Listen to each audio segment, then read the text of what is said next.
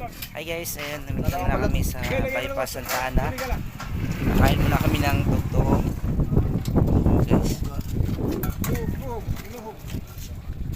sa Cebuano, tugtog kasi yan guys eh. Hindi ko alam kung tawag dito guys, no? At, yun, kumakana na po yung may kasama guys. Ayan. Bakit ba?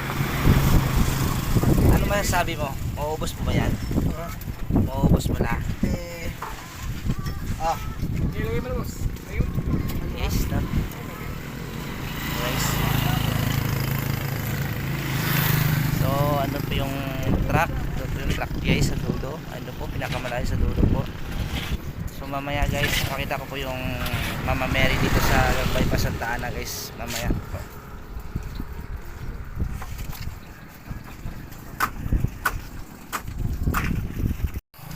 So, ayun guys, hindi pa po tapos yung linoto. Ngayon guys, pupunta muna tayo doon sa Mama Mary na sinasabi nila.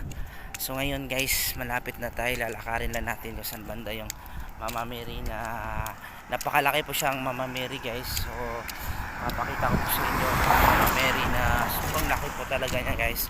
So ngayon guys, samahan nyo ako. Papakita ko po kung gaano kalaki yung Mama Mary dito. Mismong tapat po siya guys ng mismong tapat po siya ng bypass. Dito po pilinagay talaga yung Mama Mary. So makikita nyo po ngayon guys.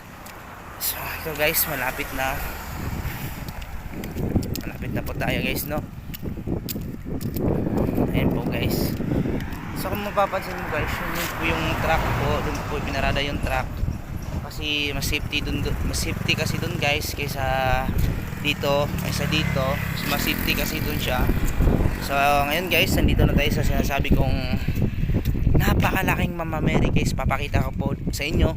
Dito lang po to guys makikita sa Santa Ana po, Santa Ana bypass. So kung mapapansin nyo guys, may mga linagay sila ng mga ganyan. Yun yung mga flag niyan, yan parang bandera yan. Kung makikita nyo, meron kayong yan po, meron pong mga bandera yan guys, no? Kung makikita nyo po guys. So ayan po guys, lalapitan na po natin yung sinasabi kong Mama Mary na napakalaki po yun guys, no? So ito po yun guys. Ayan po yun guys ang sinasabi kong Mama Mary. Yan po, napakalaki po niya guys. Kung makikita nyo po guys, ayan po siya. Sobrang laki po niya guys, no? Kung makikita nyo po dito sa guys, napakalaki po niya. Ayan po siya guys. Matagal ko na po itong gustong i-video.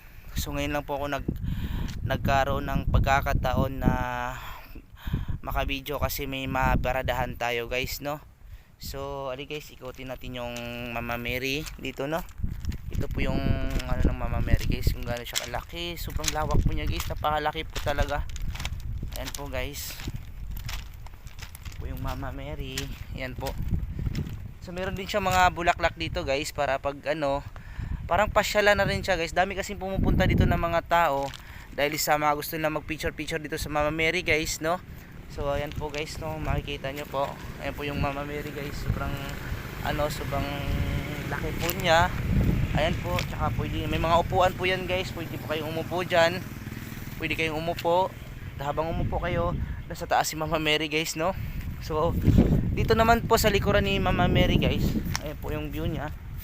Ayan guys, ito naman po yung likuran ng Mama Mary. Meron pa pong talong, yun, no? Ayan po yung guys, makikita nyo, talong po yan, tinanim, talong po yan guys, no? Pag sa lagpas naman doon sa may talungan guys, yan po yung palayan na nagiging tubig na lahat guys, kasi sobrang lakas ng ulan. Yung mga yung gagawin sana nilang palayan, hindi na nila mataniman dahil yun, puro na nga tubig guys. Kung makikita nyo naman po, ayun po, puro po tubig yan. Yan hanggang doon sa dulo po, puro po tubig yan guys, no? Kung makikita nyo.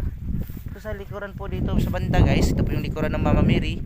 So dito po nakasimbolo yung Mama Mary guys, no? Kung makikita nyo po, ayun po yung Mama Mary. So guys, pupunta tayo doon sa Mama Mary. Aakyat tayo para makita nyo ng malapitan ang ating Mama Mary guys, no? So ayun guys, aakyat tayo doon sa may Mama Mary. Ayun guys, wow, napaka successful po talaga dito guys. Kung Mas maganda po talaga dito guys, magpasyal kayo, magpalipas oras. Napakaganda po talaga dito guys. Kasi ang nangyayari po dito kasi guys is dito po, ayan po yan guys, kalsada po kasi siya. Ayan, kalsada po siya ng bypass. Ayan, tapos kabilaan po kasi guys, palayan. Tapos dun po sa kabila naman dun, palayan din yun. Kaso nagiging tubig na ngayon, hindi na mataniman kasi uber sa tubig. Dahil nga nun sa bagyong sunod-sunod. Kaya kung nakikita mo guys, puro tubig po yung nagiging palayan nila.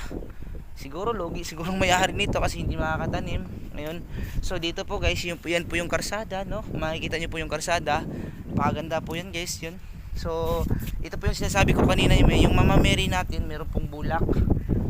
Bulak po siya guys. Kung makikita po guys, napakaganda po talaga yung ano ng ating Mama Mary. Kung makikita po guys, ayun po siya guys, oh. Guys, so bali, ayan po guys. So aakyat pa tayo uli para malapit talaga tayo sa Mama Mary.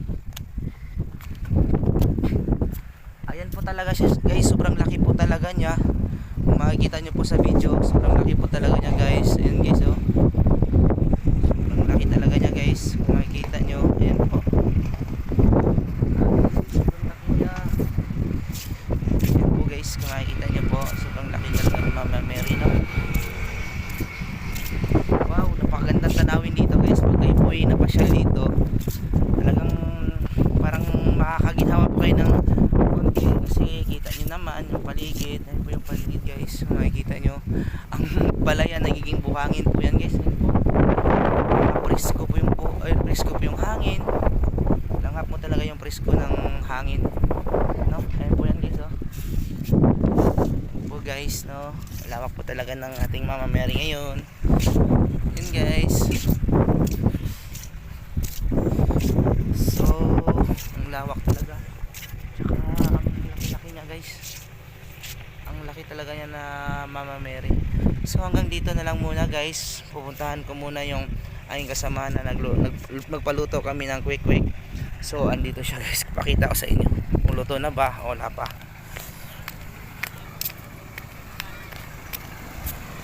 Ayan po guys. Ayan po yung Mama Mary.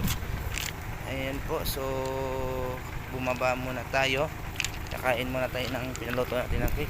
So, kasi sinasabi ko sa inyo guys is ito, karsada po yan. Ayan po. Ito guys, karsada po to. Tapos yung Mama Mary po is ayun, napakaganda po niya tingnan. Napakaganda po talaga ng view guys, no? So ngayon pupunta tayo sa ating kasamahan na kumakain na ng quick guys. Kasi medyo matakaw talaga to guys, no? Ayan guys.